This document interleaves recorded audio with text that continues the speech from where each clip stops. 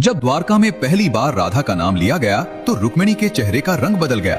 उन्होंने श्री कृष्ण से पूछा, स्वामी, ये राधा कौन है जिनका नाम सुनते ही आपकी आंखें बदल जाती हैं? लेकिन कृष्ण केवल मुस्कुरा दिए। यही मुस्कान रुक्मिणी के मन में ईर्ष्या की अग्नि बन गई। उन्हें लगा पूरी दुनिया उन्हें कृष्ण की सबसे प्रिय पत्नी मानती है, फिर भी कृष्ण के हृदय में कोई और बसता है। एक दिन रुक्मिणी ने सत्य जानने का निश्चय किया। उन्होंने नारद मुनि से पूछा, क्या सच में राधा कृष्ण से मुझसे भी अधिक प्रेम करती हैं? नारद मुस्कुराए और बोले, देवी, राधा और कृष्ण का संबंध प्रेम नहीं, आत्मा का मिलन है। लेकिन रुक्मिणी को विश्वास नहीं हुआ। तब उन्होंने राधा को द्वारका बुलवाया। जब राधा महल में पहुंची तो रुक्मिणी ने उन्हें साधारण गोपी समझकर देखा। न कोई राजसी वस्त्र, न कोई मुकुट, न कोई आभूषण। लेकिन जैसे ही कृष्ण ने राधा को देखा, उनकी आंखों में आंसू आ गए। पूरा महल स्तब्ध रह गया। कहा जाता है कृष्ण ने कभी किसी रानी को देखकर ऐसा भाव प्रकट नहीं किया था। अब रुक्मिणी के मन में जलन और बढ़ गई। तभी उन्होंने राधा की परीक्षा लेने का निर्णय किया। उन्होंने राधा को उबलता हुआ दूध परोस दिया। राधा ने बिना कुछ कहे वह दूध पी लिया। लेकिन उसी रात रुक्मिणी ने देखा कि कृष्ण के चरणों पर बड़े बड़े छाले पड़ चुके हैं। वो घबरा गईं। उन्होंने पूछा, प्रभु, ये घाव कैसे हुए?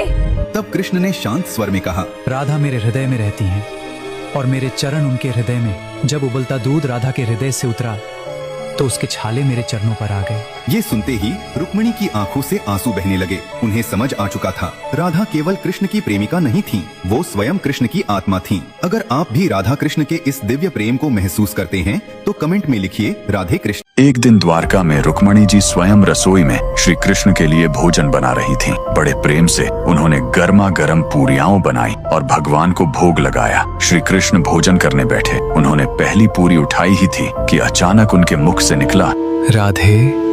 रुक्मिणी जी ये सुनकर चौंक गईं। उन्होंने सोचा, भोजन तो मैं बना रही हूँ, फिर प्रभु को अचानक राधा की याद क्यों आ गई?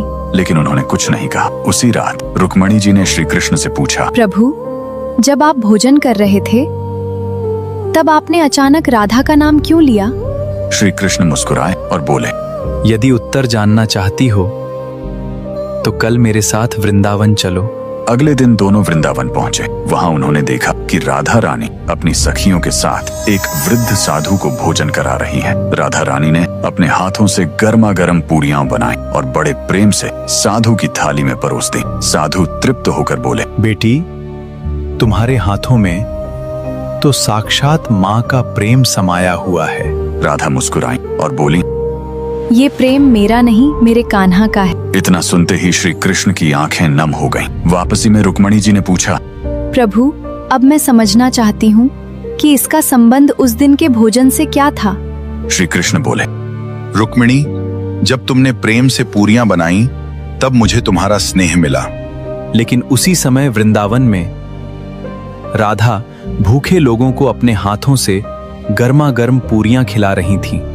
उनके हृदय में मेरे लिए इतना प्रेम था कि उस प्रेम की सुगंध यहाँ द्वारका तक पहुंच गई। जहां किसी भूखे को प्रेम से भोजन कराया जाता है, वहां मैं स्वयं उपस्थित हो जाता हूँ। रुक्मिणी जी भाव विभोर हो गईं। उस दिन उन्होंने समझ लिया कि भगवान को केवल भोग नहीं बल्कि प्रेम और सेवा सबसे अधिक प्रिय है। श्री कृष्ण ने कहा, गर्मा गर्म पूड़ी का स्वाद घी में नहीं, उसे प्रेम से परोसने वाले के हृदय में होता है। यदि आपको यह कथा अच्छी लगी हो तो कमेंट में लिखें, जय श्री राधे कृष्ण। रुक जा बेटा, वीडियो को स्क्रॉल मत करना।